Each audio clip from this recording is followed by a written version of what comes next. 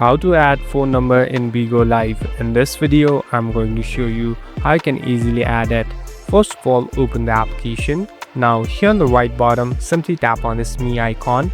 Now here on the right top, tap on settings. So now we're in this settings interface. So this is the place where you can make different customization. Here on the third, simply tap on account management. So here you'll be able to find different connection from phone to email. So simply tap on the phone and here tap on this connect phone icon. So you must enter your phone number and simply tap on next. So you'll be able to find an OTP code that will automatically verify your number and later link it with your live account. So later you'll be able to redirect and even send SMS if you forget your password.